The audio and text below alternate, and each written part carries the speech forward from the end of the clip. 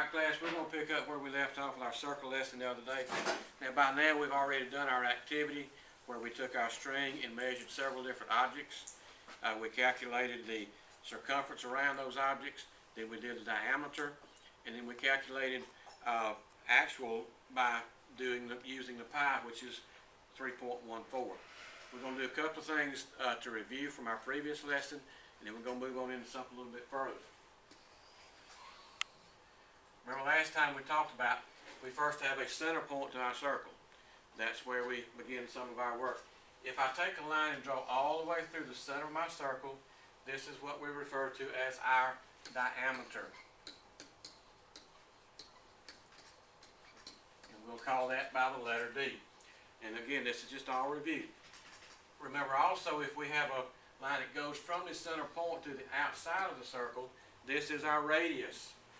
This is our radius. And we'll be using that a few minutes later when we start working area again. We'll call that R. Now,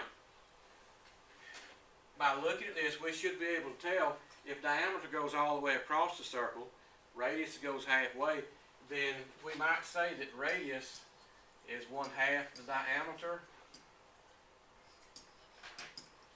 So if it goes from the outside of the circle to the center point, it's only going to be 1/2 of what our diameter is.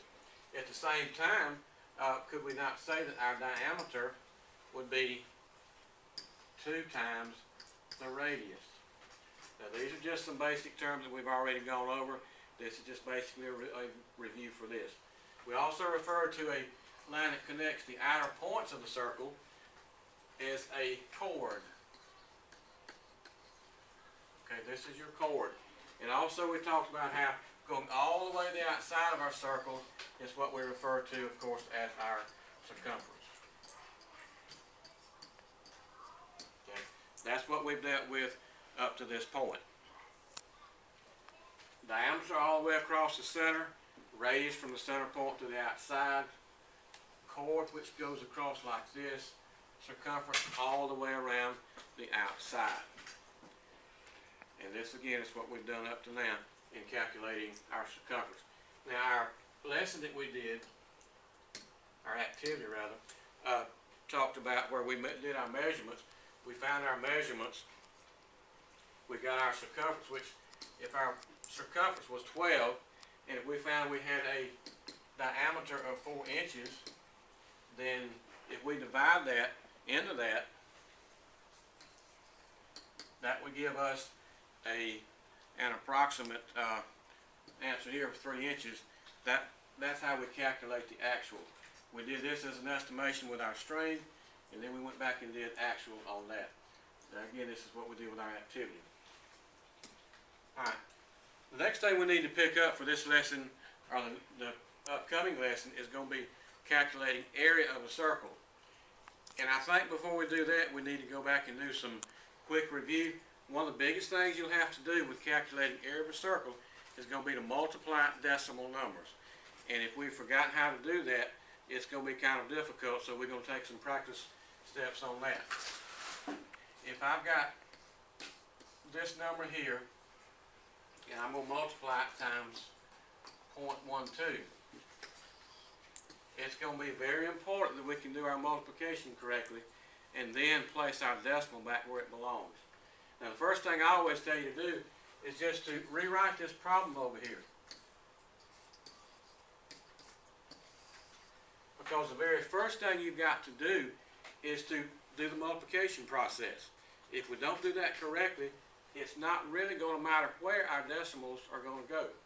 So the first thing I want you to do is to draw some lines down in between your columns. This helps us keep our numbers in place where they're supposed to be. Some of us don't have the best handwriting. I'm one of those. You know that by now. By drawing these lines, it helps us keep our numbers in the appropriate column, and so that when we go to add up, we come up with a correct answer. So if I do my multiplication across, my top row will have 428. Once I finish with that, I can put my 0 here, go back and do the second portion of it. Now if I add it back down, my answer is 2568. This is my correct multiplication process over here. Now, I'm not going to go through all these steps again. I'm just going to write this answer right here, 2568. Now the important step that comes next is we've got to be sure and count our decimal places and place the decimal in the appropriate place in your answer.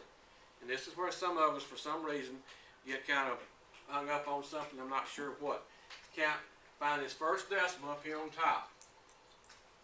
Look at how many digits we have behind the decimal. 1, 2. I have 2 digits behind this decimal in the top number. Put a little 2 right out here. Go to the second part right here. There's my decimal. I've got 2 digits behind this decimal. Gives me a total of course, of 4 places. If I've got 4 decimal places in my answer, I absolutely have to have 4 places in my answer. I start at the very back and count backwards. 1, 2, 3, 4 places, and I will have an answer of 0.2568. Now this looks like old material, which it is, but I know if we don't go back and take a review of this right now, some of us are going to have trouble when we start calculating area. We'll look at one more of those. One thing that you have to remember, of course, is that pi is 3.14. This is a number I think by now most of us have ingrained in our heads, and we know what that is. And this is what we'll be multiplying by when we calculate area of a circle. So let's use that one this time. If I've got 3.14, and another number I'm going to use might be 0.56. We're going to do that same thing again. There again, that helps some of us that don't have good handwriting to kind of keep our things straight and in place where they need to be. So if I start my multiplication process, cross it out, put my 0, 20, 7, and then I get 15 here.